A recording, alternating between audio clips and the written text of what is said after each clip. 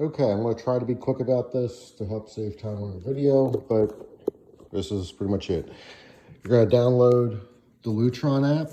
It'll have that kind of symbol from the App Store, whether it's Google Play or Apple apps. That's what it should be. You can go through these instructions. It may have some of the walkthrough in it, but download that app.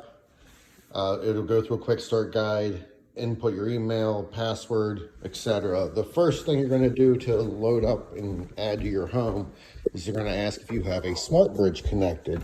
We're going to walk through the steps of connecting it and powering it up. I've already done that. So this is the smart bridge here. The light should stay solid. If you can see it blinking now after you start updating, it'll stay solid. There is a button on the back right here. They may tell you to press that button to put it in learn mode, and then your phone should be able to find it. In order to get power to this, I plugged it in back here, but I had to unplug the pencil sharpener to make space.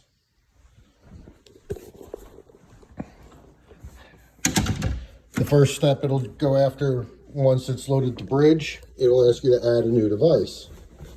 Or if you'd like to add devices, when you get to that setting, it'll walk you through the steps on telling you how to hold the button down. But here's one of the device locations right here next to the panel. To add it, it'll be a little settings at the top left. It'll be like a settings window. You'll go down, it'll say add new device. This is a Caseta in-wall pro or dimmer or on-off switch. You'll hold the button at the bottom here for about 10 seconds. This light on the side will start to flash back and forth, and then your phone should recognize it. So we're going to want to add that switch there. And then the other switch is in the utility room.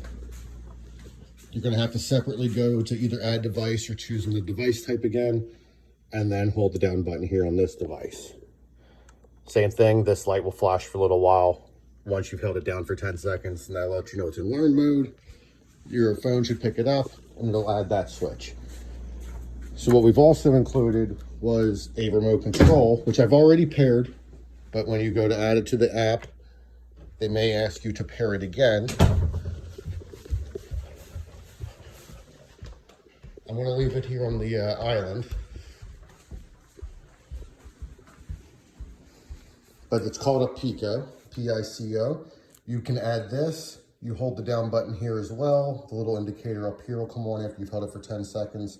Your phone should pick it up. And then you can label this device, like they'll give you options. You'll probably name it like front exterior or exterior front floods. As long as you name this device the same, it'll control those two switches at the same time. So when I press up, it'll turn on both switches. When we press down, it'll turn off both switches. I've left the Pico remote on a mounting plate. There's mounting hardware here.